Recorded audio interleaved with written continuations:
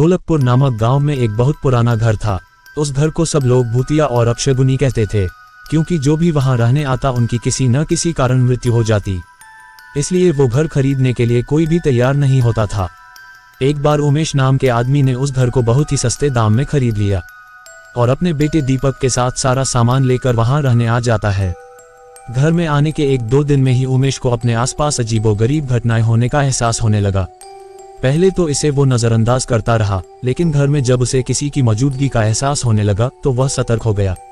एक दिन दीपक दौड़ता हुआ उमेश पास आया और कहने लगा कि वॉशरूम में अचानक पानी बंद हो गया और उसने वहां सफेद कपड़ों में एक औरत को देखा।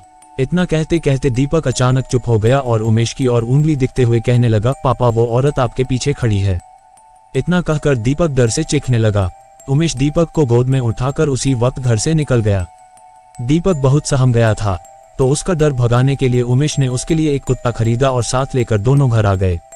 एक रात बहुत तेज बरसात में जब अचानक घर की बिजली चली गई, उमेश ने घर से बाहर देखा तो आसपास के सभी घरों में बिजली थी सिवाय उसके घर के।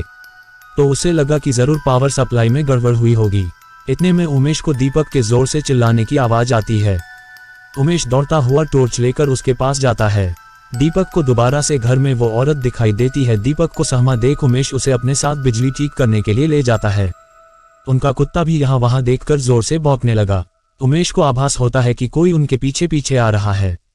पावर हाउस का दरवाजा खोलते ही उमेश को एक लाश दिखाई देती है।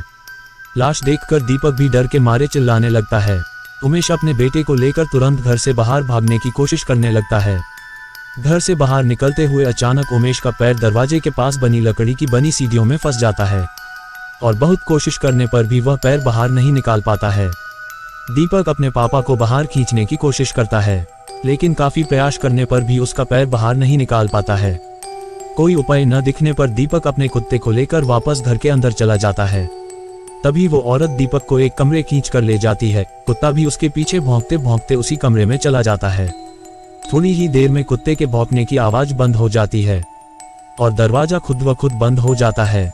वहां उमेश भी करीब 15 मिनट तक कोशिश करने के बाद अपना पैर बाहर निकालने में सफल हो जाता है। उमेश दौड़ता हुआ घर के अंदर जाता है और चारों ओर दीपक की तलाश करता है, लेकिन उसे न तो दीपक और न ही कुत्ते का पता चल पाता है। बहुत ढूंढने पर जब दोनों ही नहीं मिल पाते, उमेश हार मान लेता है और उनके दोबारा मिलने की आश में वही रहने लगता है। कुछ दिन बाद उमेश बिजली ठीक करने वाले इलेक्ट्रिशियन को बुलाता है, लेकिन घर में दाखिल होने से पहले ही वह दरवाजे से ही उल्टे पैर वापस लौट जाता है। उमेश के पूछने पर वो कहता है कि आपके घर में एक औरत, एक बच्चा और एक कुत्ते का भूत दिखाई दे रहा है। इलेक्ट्रिशियन की बात सुनकर उमेश उदास हो जाता है। उसे एहसास हो जाता है कि उसका बेटा अब कभी लौटकर नहीं आएगा, जिसके बाद उमेश वो घर छोड़कर चला जाता है और कभी लौटकर नहीं आया। अगर मेरी ये कहानी आपको पसंद आई हो तो कमेंट, शेयर जरूर करें। दोस्तों, अधिक दिलचस्प कहानियां सुनने के लिए चैनल को सब्सक्राइब करें। धन्यवाद।